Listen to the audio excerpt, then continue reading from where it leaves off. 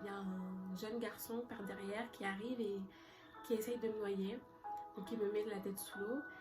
Et quand je sors de l'eau, je vois que je suis entourée de 5-6 garçons. C'est une nouvelle vidéo. Je me présente, je m'appelle Meryl, j'ai 20 ans, bientôt 21 ans.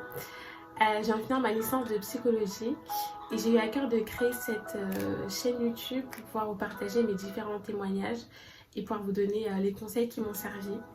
Donc c'est parti, on va commencer. Alors du coup on va parler de l'abus sexuel. C'est un sacré thème, mais je tenais à l'aborder en première vidéo parce que c'est une grosse partie de mon témoignage et c'est un traumatisme qui est souvent mal compris et je pense que c'est important de désacraliser un peu tout ce qui est autour de ce viol, des conséquences que la victime peut avoir. Donc ça me tenait vraiment à cœur de parler de ce sujet. Alors pour ma part, j'ai vécu 2 viols. Le premier s'est passé à l'âge de 8 ans. J'étais en vacances en Martinique chez mes grands-parents et j'étais partie à la mer avec mon cousin. Donc à l'heure à laquelle on était allé, il n'y avait personne à part 2 garçons. Et donc à un moment donné, mon cousin part s'acheter une boisson et je me retrouve donc seule dans la mer avec ces 2 jeunes garçons qui avaient plus ou moins mon âge, quelques années de plus, mais on se rapprochait. Et il y en a un qui m'éloigne du bord. Alors je savais nager à cet âge-là, mais bon, j'étais un peu fébrile quand même si on m'éloignait du bord. Enfin de là où j'avais pied en tout cas. Et donc il m'éloigne du bord et c'est là qu'il commence à essayer de me noyer, à me toucher toutes les parties de mon corps, à me pénétrer avec ses doigts. Donc voilà, je peux pas vous en dire beaucoup plus parce que c'est vrai que mes souvenirs à ce moment-là sont assez vagues. Mais je sais que j'en ai parlé par la suite, le même jour il me semble, à ma cousine. Elle a eu une assez vive réaction, mais voilà, ça s'est arrêté là. J'en ai pas parlé à des adultes. Et voilà, j'ai enfoui ça. C'est vrai qu'à cet âge-là, je savais pas forcément que c'était que c'était quelque chose de mal en fait. Je savais pas trop me situer. Je savais que j'avais pas aimé, que c'est quelque chose qui m'avait déplu, mais voilà, ça s'était arrêté là. Je savais pas que ce que je venais de vivre, c'était quelque chose de très grave. Et donc du coup, j'ai grandi en ayant vécu ça. Donc il y a eu des répercussions dans mon comportement, mais qui étaient très inconscients. Donc je m'en suis pas rendu compte tout de suite. J'ai même oublié cet épisode-là. Ma mémoire m'a rappelé ce mauvais souvenir alors que j'ai vécu mon second viol à l'âge de 15 ans il me semble. C'était le 5 juillet 2017. J'avais été invitée à une base loisir par une amie d'enfance avec ses copines que je ne connaissais pas. J'étais assez stressée d'aller à cette sortie parce que j'avais pas forcément l'habitude d'aller loin toute seule, prendre les transports, d'autant plus avec des personnes que je connaissais pas. Donc j'avais énormément prié la veille. Et donc on arrive à cette base de loisirs. Donc il y a une piscine, je suis au fond de la piscine avec des filles, des copines. Et je décide de rejoindre ma serviette. Et alors que je nage pour rejoindre ma serviette, il y a un jeune garçon par derrière qui arrive et qui essaye de me noyer. Donc il me met la tête sous l'eau. Et quand je sors de l'eau, je vois que je suis entourée de 5-6 garçons. Et c'est là que le calvaire commence. Donc tour à tour, ils me touchent, ils me pénètrent avec leurs doigts. J'ai assez du mal à respirer parce que j'ai très souvent la tête sous l'eau. Ils me laissent juste le temps de reprendre un petit peu ma respiration et ils me remettent la tête sous l'eau en fait. Je sais pas combien de temps ça a duré. Il y avait énormément de monde autour. Je sais pas si personne n'a vu ou personne n'a voulu réagir. Je sais pas, je saurais pas vous dire, mais en tout cas la piscine était blindée, elle était remplie. À un moment donné, ils ont tenté de me laisser partir, mais au final non. Je me souviens d'une phrase que l'un d'entre eux a dit. Il a dit arrêtez, vous êtes des violeurs. Et cette phrase, elle a vraiment percuté mon cœur. Je crois que c'est là que j'ai un petit peu réalisé ce qui était en train de m'arriver. Mais bon, au final, je pense que l'effet de groupe a fait que il a continué. C'est lui qui m'a remis la tête sous l'eau, qui a continué de me toucher. Enfin, voilà. Puis ils m'ont dit que je pouvais partir, donc ils m'ont laissé partir. Je suis retournée à ma serviette, un peu déboussolée. Je savais pas vraiment ce qui était en train de m'arriver. Alors je le raconte à ma copine d'enfance. Elle a pas de réaction, elle me dit rien. Donc j'attends de rentrer chez moi. Je suis impatiente de rentrer chez moi parce que voilà, j'étais vraiment mal et puis en plus je continue à être entourée d'hommes. Voilà, c'était un moment difficile. Et donc voilà que je rentre chez moi. Je le raconte à ma mère tout de suite. Je lui écris sur un petit mot. C'est un moment... Je pense que c'est ce moment-là où elle vient dans ma chambre, elle me prend dans ses bras, que je réalise que ce que je viens de vivre, c'est hyper grave. Et que là, voilà, toute la souffrance ressort. Je me mets à pleurer. Et je me souviens que les jours qui ont suivi, prendre une douche, c'était très compliqué pour moi. Je pleurais à chaque fois que je prenais une douche parce que le fait de sentir de l'eau sur mon corps, c'était très très dur. Je faisais énormément de cauchemars toutes les nuits, sans exception. Je faisais des cauchemars que je me refaisais agresser. Donc c'est compliqué. Donc, comme je disais, ça s'est passé en juillet. Et en septembre, je rentrais en première. Et en fait, je voulais pas rater mon année de lycée à cause de cette mauvaise expérience. Donc j'ai fait un déni. Je suis assez contente d'avoir fait ce déni parce que ça m'a permis d'avoir mon bac. Même si ça n'a pas été des années faciles non plus, mais ça a été aussi pour d'autres raisons. Mais voilà. Mais le Seigneur fait bien les choses parce qu'il a commencé à réveiller ce souvenir douloureux dans ma dernière année de terminale, en fin d'année, par un rêve où en fait j'étais en train de me faire opérer par des proches de mon église qui font partie d'une équipe de prière. Et c'est là que j'ai compris qu'en fait le Seigneur voulait faire ressortir des mauvais souvenirs. Donc le premier viol qui m'est arrivé à 8 ans, mais aussi ce second viol. Et donc voilà, tout est commencé à ressortir et ça a été très très difficile. Et c'est à partir de ce moment-là que je suis rentrée dans un combat qui a duré 3 ans. 3 ans pour guérir de ces 2 grosses blessures. Donc j'ai passé un été très très catastrophique. En fait toutes mes peurs en fait elles ressortaient. Je me souviens d'un jour, c'était l'été, j'étais en voiture avec ma mère et on s'était arrêté devant un supermarché, elle était sortie faire une course et j'étais restée toute seule dans la voiture et il y avait les fenêtres ouvertes et je vois au loin des garçons qui arrivent, un groupe de garçons, et je suis prise de panique. Alors je me baisse dans la voiture, j'attends qu'ils passent pour pouvoir me relever et là je suis en train de me rendre compte, mais ok, qu'est-ce qui se passe là? Là, je vois qu'il y a des séquelles en fait. Et ça a été que crescendo en fait. Ça a été de pire en pire. Je rentrais à la fac en septembre donc. Donc je devais gérer ça, le fait de rentrer à la fac. J'allais vivre toute seule. J'allais faire 4 heures de trajet toute seule. Prendre les transports, entourée d'hommes. C'était beaucoup. C'était vraiment beaucoup. Donc voilà, c'était une licence qui était vraiment difficile. J'ai peiné à l'avoir honnêtement.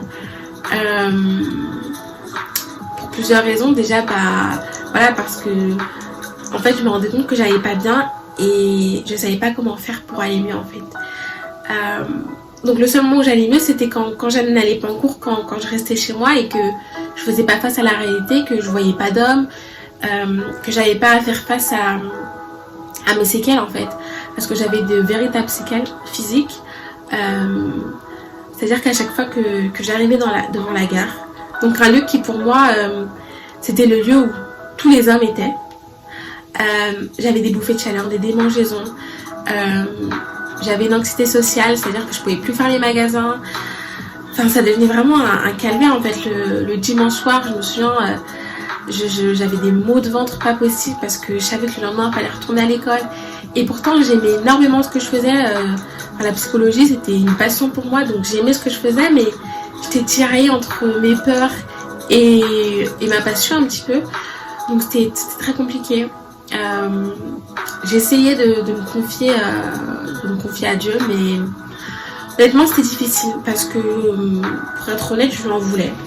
Je lui en voulais parce que je comprenais pas pourquoi il avait laissé cela m'arriver. Je comprenais pas pourquoi, voilà, moi qui suis sa fille, lui qui dit qu'il y a un père aimant, pourquoi est-ce que ça m'arrive 2 fois en plus, enfin, je comprenais pas. Et puis je m'en voulais aussi. Je m'en voulais d'avoir été dans ce lieu, en maillot de bain, en 2 pièces. Je m'en voulais d'avoir des formes.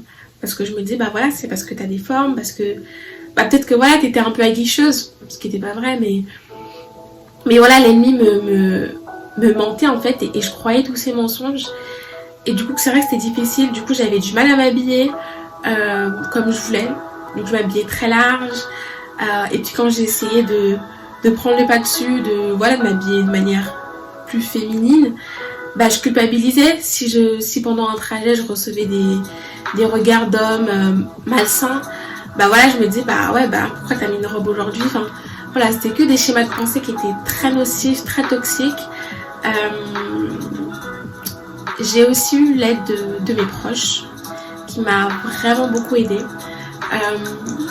Ça a été difficile parce que d'un côté ça m'a aidée, mais d'un autre côté ça me faisait aussi beaucoup de mal parce que certains n'ont pas eu la bonne réaction, ou juste ils comprenaient juste pas parce qu'ils l'avaient jamais vécu.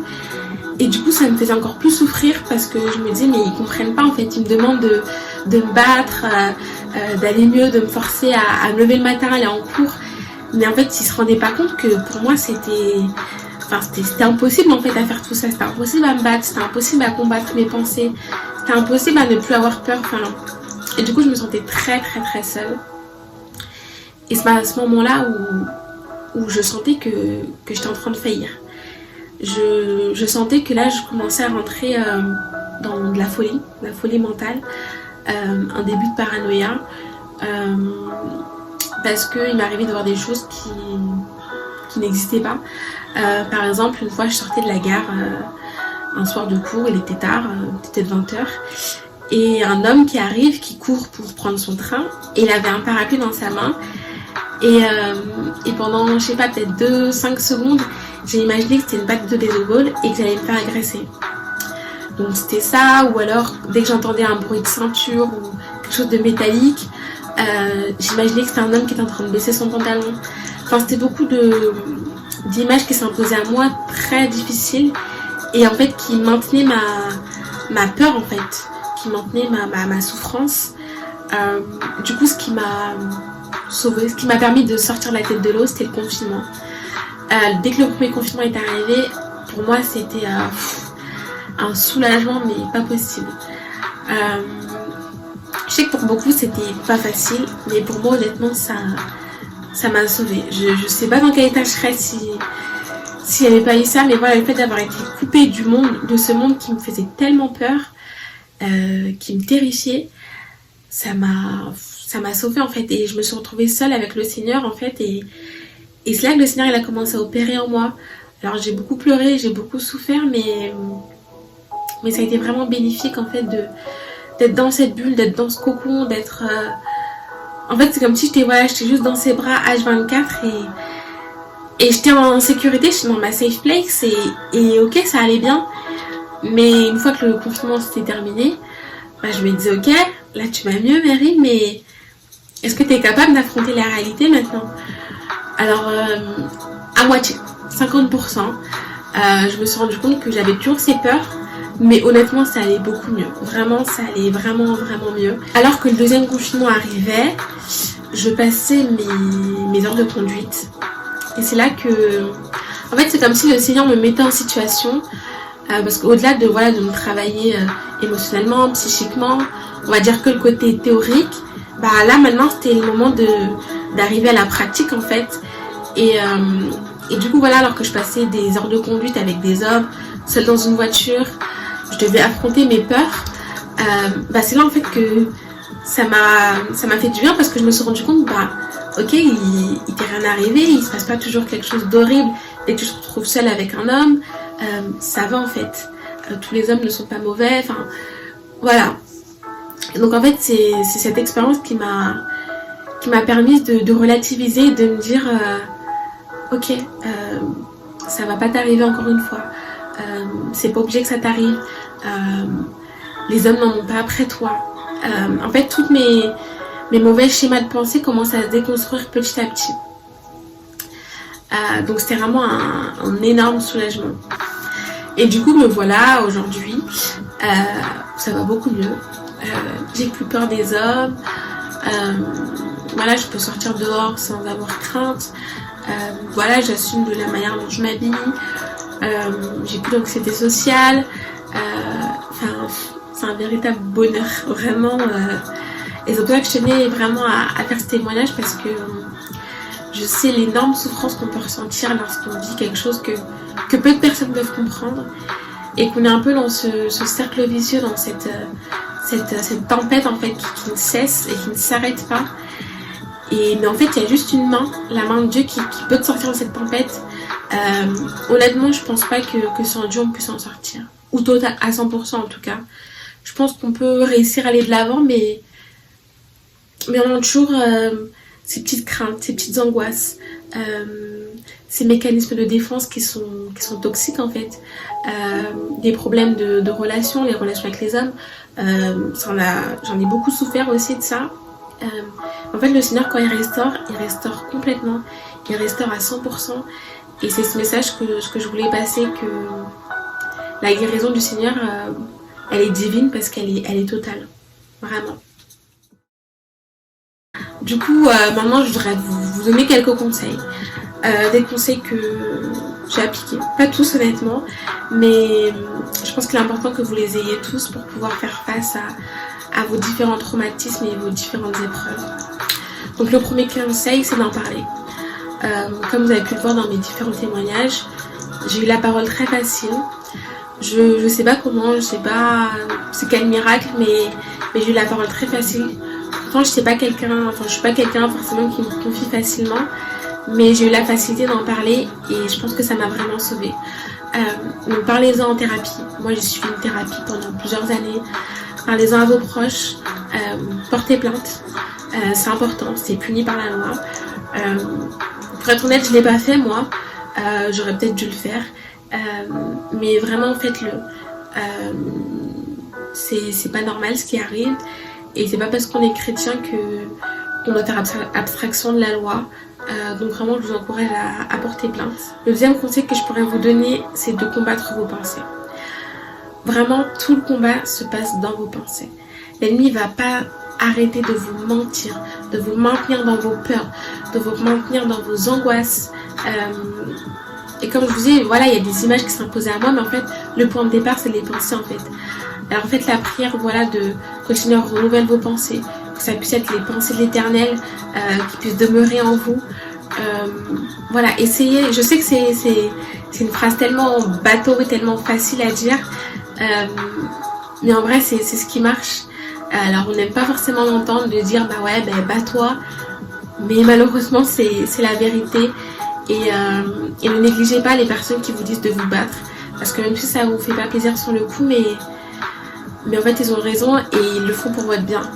Alors battez-vous, et si vous n'y arrivez pas, demandez au Seigneur, aide-moi à me battre, parce que de mes propres forces je n'y arrive pas.